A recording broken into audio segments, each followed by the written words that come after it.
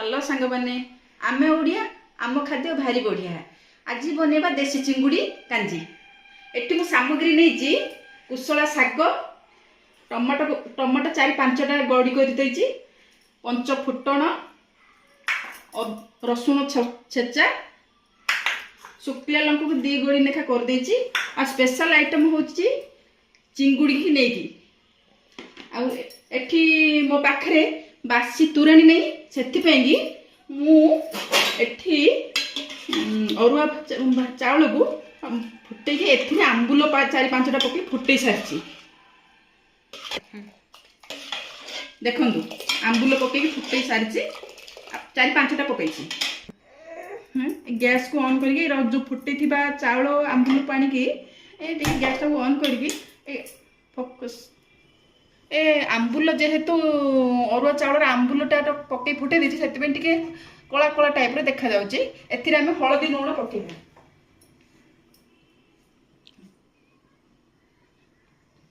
हळदी पकेबा सॉरी लूण पकेबानी लूण टिके पछे पकेबा हमें तापरे एथिरे हमें साग पकेबा काटिथिबा साग को एथिरे पकेबा साग पकई सारा पर टिके घोड़े दबा ताको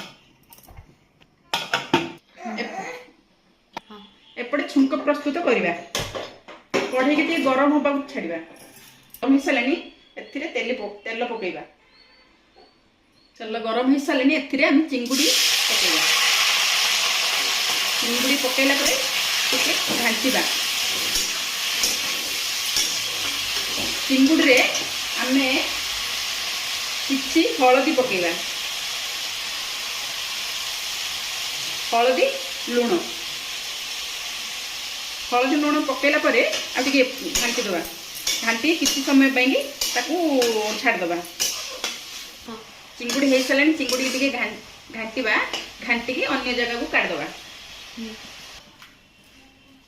अल्प टिके चिंगुड़ी भाजियो कारण अतर छुंकर भी पड़की से घंटा हबो एथिरे आम किछि आउथरे तेल दबा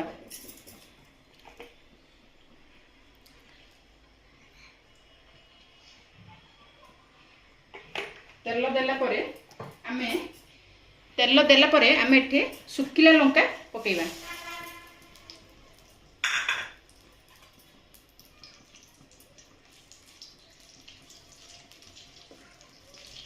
सुखिला लंका को टिके भल से